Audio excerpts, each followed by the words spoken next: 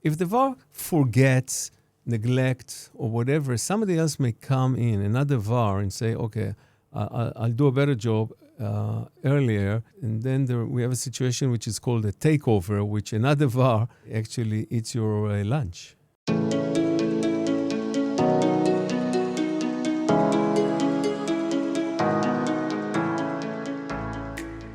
So today we're diving right into the renewal management, a topic that does not get the attention it deserves, neither the tools. Raphael, you have this line I keep coming back to. By the time a VAR knows a renewal is at risk, it is already too late. That sounds a bit dramatic, but I think it is actually just the math of how competitors operate. Walk me through it. Okay, so first, let's understand what is the topic we're really discussing here. Mm-hmm. Renewal is divided into hardware maintenance renewal, which is the support services around the hardware components that were sold a year ago or 3 years ago. There's also the renewal of the SaaS, of the software as a service components, right? So let's focus for a second on the renewal of the hardware, right? So what happens in reality is that a VAR sells into a customer X amount of components with a 3-year service agreement. After 3 years, it needs to be renewed. If the VAR forgets, neglects, or whatever, somebody else may come in, another VAR, and say, okay, I'll do a better job earlier.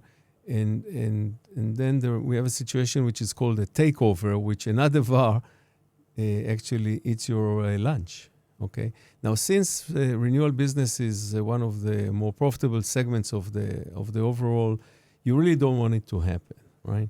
So you have to be, when somebody else is there already and you know about it, it's already too late, because it means you lost your window of opportunity, because usually you are already, as the incumbent player, you need to be there before everybody else. You need to have a dialogue with the customer. You have the advantage. If you don't take advantage of the situation, you may be already losing the deal to somebody else. And that's the risk that you need to be aware of. So actually, the tricky part is that the VAR usually thinks the relationship is solid. They have history with the customer, so the warning signal never really appears until it's too late. Would you say VAR accounts managers are too relaxed about the relationship? In a way, yes. I mean, usually it's a different team within the VAR that is responsible for renewal. It's not the regular account manager. It's not the account executives. Yeah. It's the renewal team, right? And they need to be on their toes in order to make sure that they are not losing the opportunities, and they walk in early and they start the process early. And what is early, the definition depends on the account, but early enough to make sure that they can, execute and renew on time what is there to renew. Yeah, so most VAR leaders say they have a renewal process, but actually, when you look at it, there's usually more of a renewal reaction.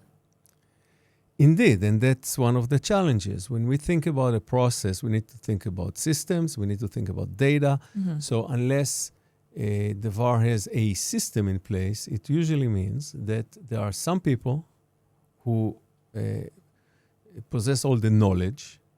There may be lots of Excel files scattered around, and nobody knows exactly which is which.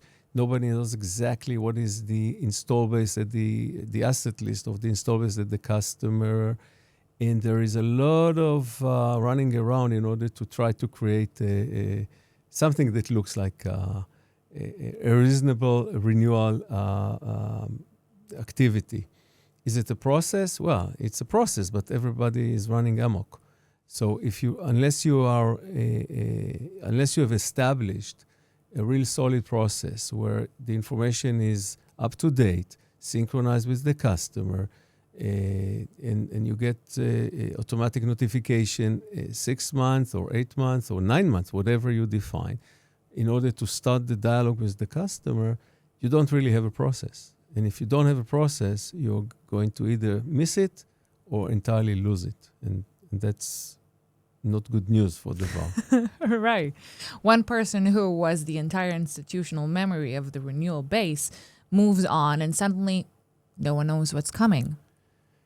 Exactly. And this is why we kind of joke that the renewal managers usually get a Corvette as a bonus in order to stay working for the company, because there is no real system in place that holds the, let's call it, institutional knowledge.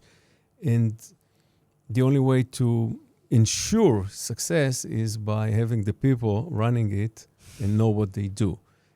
Our objective is we are proposing a change in the mindset in order to make sure that you have a system in place and people run the system instead of having a system inside the heads of the renewal managers.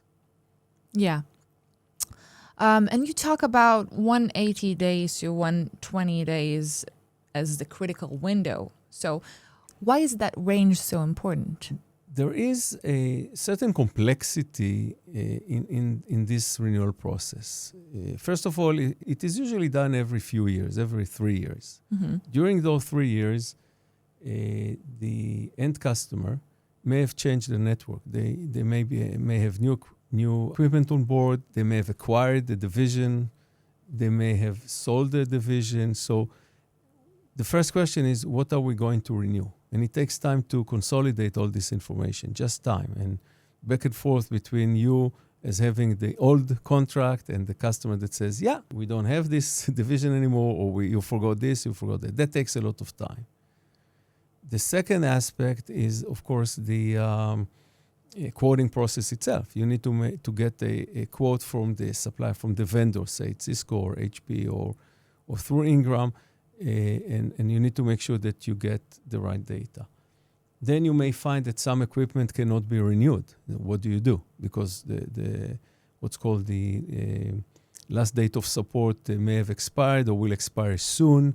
So even if you try to renew for 3 years, you can only renew for 1 year. So there are a lot of exceptions to handle.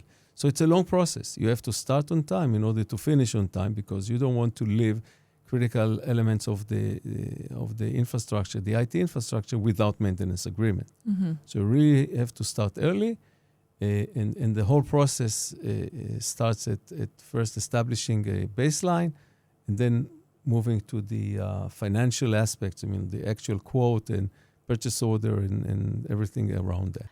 And how does the refresh cycles come into play? This is actually a very interesting aspect of the install base. Mm-hmm. Because on one hand, we talk about the maintenance, the renewal of the maintenance agreement.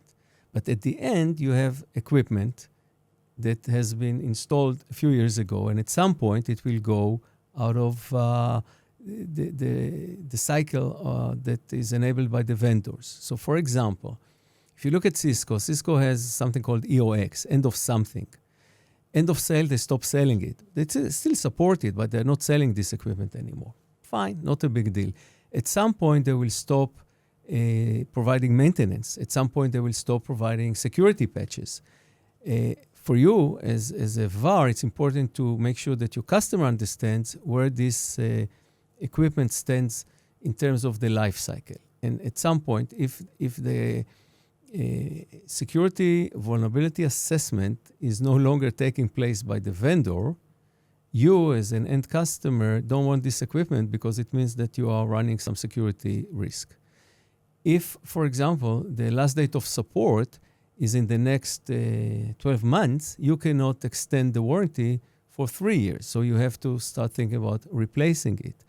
For you as a VAR, it's an opportunity that you can proactively generate to sell new equipment instead of old equipment. So you really need to understand what is going to happen in the next few years, if you renew for a few years, or what's not going to happen. Bring that into the attention of your customer and make sure that the budget cycles and everything around the purchasing indeed takes place.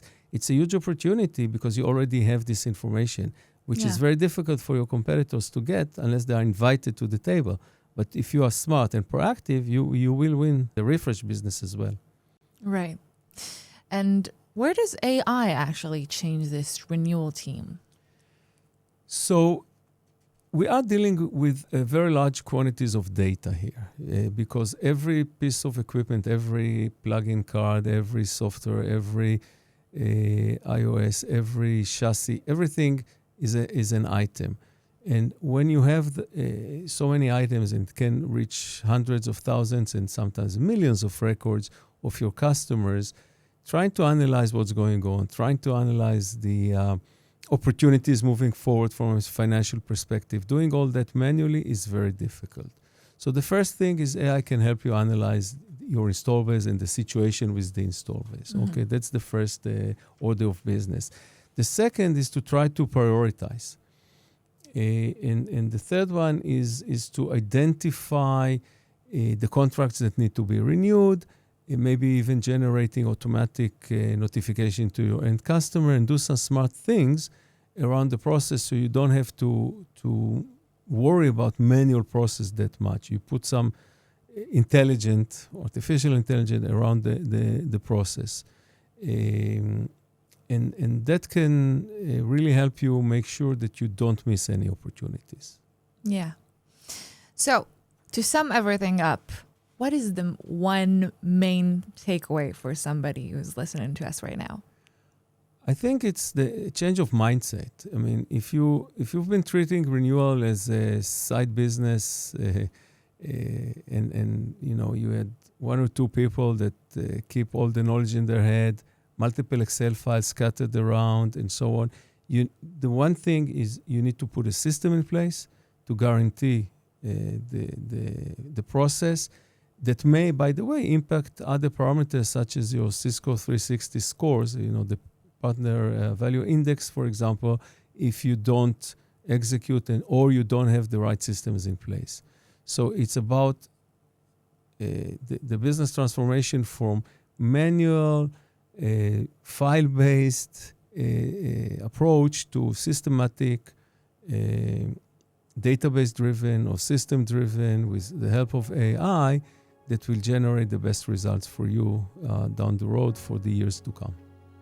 Yeah, it's usually earlier than people think. That's really the whole point. Absolutely. Raphael, thank you so much for being here with me today. Have a great day. It's been my pleasure. Thank you for having me.